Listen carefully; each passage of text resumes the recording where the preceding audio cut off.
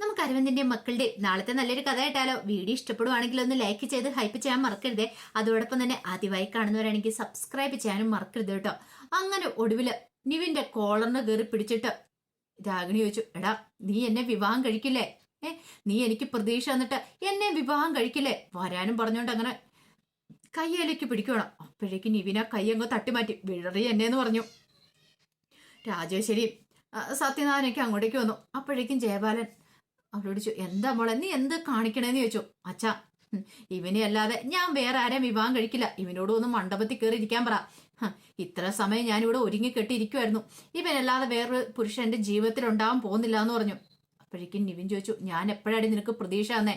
ഞാൻ നിന്നോട് പലവട്ടം പറഞ്ഞിട്ടില്ലേ എനിക്ക് ഈ ബന്ധത്തിന് സമ്മതമല്ല, എനിക്ക് വേണ്ടാന്ന്. നിന്നെ പോലൊരു അഹങ്കാരിയായ പെണ്ണിനെ കല്യാണം കഴിക്കുന്നേക്കാളും ഭേദം ഞാൻ കല്യാണം കഴിക്കാതിരിക്കുന്നതാടി. ഒരിക്കലും എനിക്ക് ചേരുന്നൊരു പെണ്ണല്ല. നിന്റെ അച്ഛന്റെ അതേ സ്വഭാവം തന്നെ നിനക്കും. അഹങ്കാരം തലയ്ക്ക് പിടിച്ചിരിക്കുന്ന ഒരു പെണ്ണാ നീ.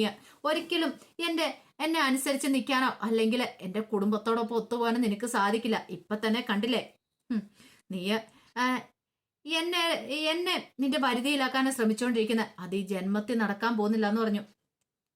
അപ്പോഴേക്കും വീണ്ടും വന്ന് അവന്റെ കോളറിന് പിടിച്ചിട്ട് ചോദിച്ചു, നീ എന്താടാ പറഞ്ഞെന്ന് ചോദിച്ചു. രാജേശ്വരി വന്നിട്ട് അവളുടെ കൈ അങ്ങ് തട്ടിമാറ്റി, വിടറി എന്റെ മോനെന്ന് പറഞ്ഞു.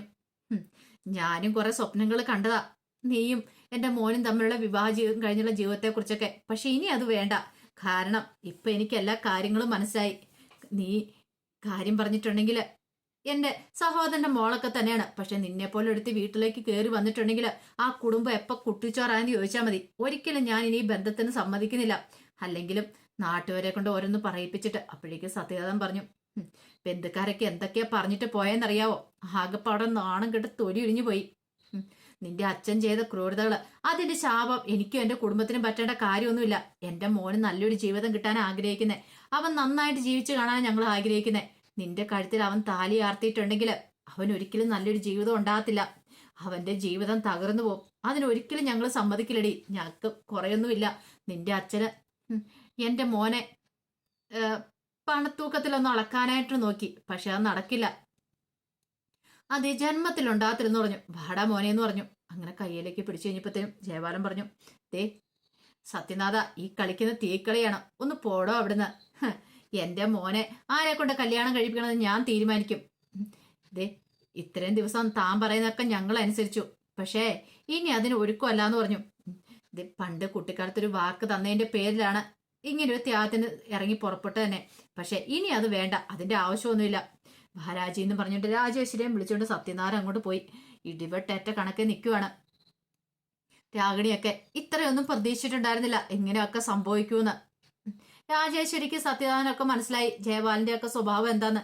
ജയപാലിന്റെ ഒരു കുടുംബത്തെ മുഴുവൻ പറ്റിച്ച് അവരുടെ കണ്ണീര് വീഴ്ത്തിയിരിക്കുക.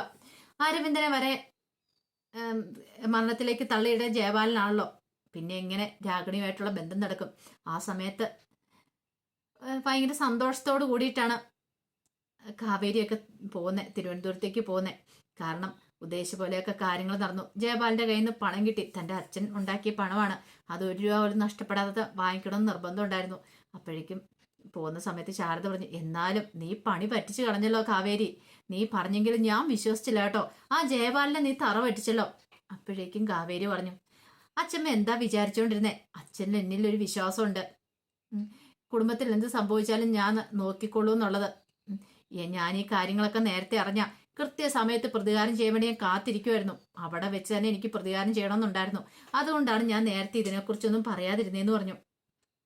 അപ്പോഴേക്കും ഗംഗ പറഞ്ഞു, എന്നാലും നീ ഒരു സൂചന പോലും തന്നില്ലല്ലോ. എന്നോട് ചാലത മാഡം കാര്യങ്ങളൊക്കെ പറഞ്ഞിട്ടുണ്ടായിരുന്നു. ആ ജയപാലിനെ പൂട്ടണം, എല്ലാ രീതിയിലും പൂട്ടണമെന്ന് എനിക്ക് ഉറപ്പുണ്ടായിരുന്നു. ചാലത മാഡം അതിന് വേണ്ടുന്ന സഹായങ്ങളൊക്കെ ചെയ്തു തന്നെന്ന് പറഞ്ഞു. അതുകൊണ്ടാണ് കാര്യങ്ങളൊക്കെ ഇത്ര പെട്ടെന്ന് നടത്താൻ പറ്റിയത്. പക്ഷേ യമുനയുടെ മനസ്സിൽ വല്ലാത്ത ടെൻഷനായിരുന്നു. ഇപ്പൊ നിവിനേട്ട കല്യാണം കഴിഞ്ഞു കാണും, തനിക്ക് നിവിനേട്ടനെ നഷ്ടപ്പെട്ടല്ലോ എന്നൊരു ചിന്ത. അപ്പോഴേക്കും വിനീത് ചോദിച്ചു, അല്ല നമ്മൾ എങ്ങോട്ടാ കാവേരി പോകുന്നേ? അത് കേട്ടത് കഴിഞ്ഞപ്പോഴത്തേനും ശാരദ പറഞ്ഞു, അല്ല താരയുണ്ടല്ലോ അവിടെ, താര വേണ്ടുന്ന സഹായം ചെയ്തു തരും. അവിടേക്ക് ചെല്ലാല്ലേ പറഞ്ഞിരിക്കുന്നേ. അവിടെ ചെന്ന് കഴിയുമ്പോൾ നമുക്ക് എവിടെയെങ്കിലും വീട് വാടകയ്ക്ക് എടുക്കാം. ആ താരയ്ക്ക് അവിടെ പരിചയമുണ്ടല്ലോ. അപ്പം ഗംഗയുടെ കൂടെ പഠിച്ചാണ് താര. അപ്പൊ താര ഫാമിലി ഫ്രണ്ടും കൂടെയാണ്.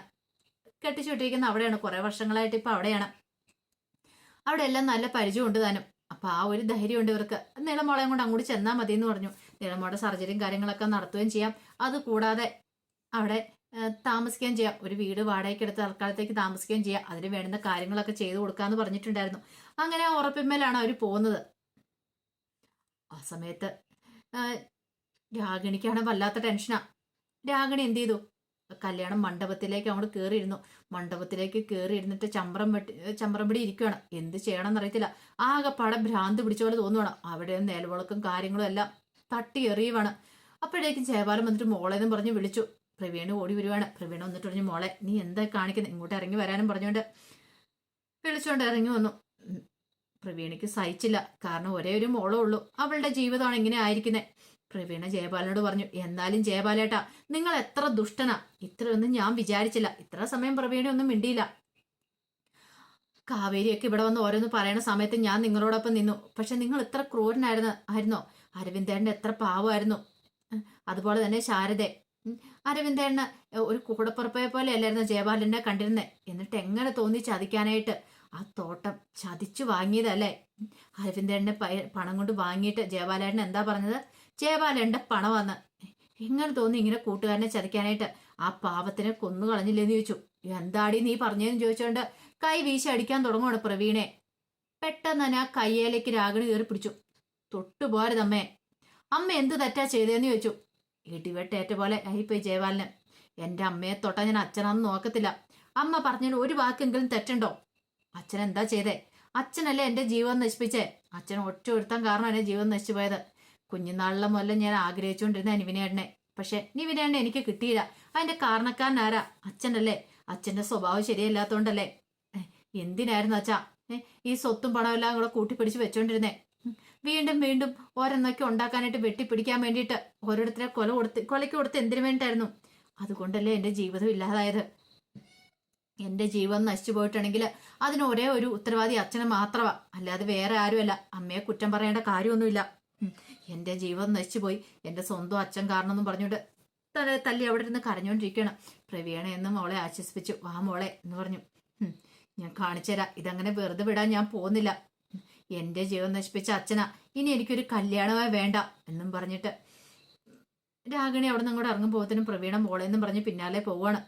വിശാൽ ഇങ്ങനെ നിൽക്കുകയാണ്. അപ്പോഴേക്കും ജയപാലിച്ചു, എന്താടാ നീ പോകുന്നില്ലേ? അല്ല അച്ഛാ, അത് പിന്നെ ഞാൻ പോടാ അവിടുന്ന്. എന്റെ കൺമുന്നിൽ ആരും കണ്ടുപോയേക്കല്ലെന്ന് പറഞ്ഞു. ജയപാലിനെ അവള് തോൽപ്പിച്ചിട്ട് പോയിരിക്കുന്ന കാവേരി.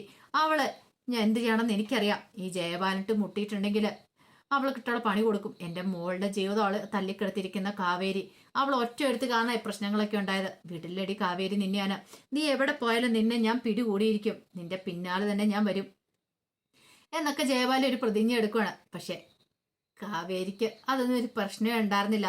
കാവേരി ഭയങ്കര സന്തോഷത്തിലാണ്. എത്രയും പെട്ടെന്ന് നിർമ്മോളുടെ സർജറി നടത്തണം.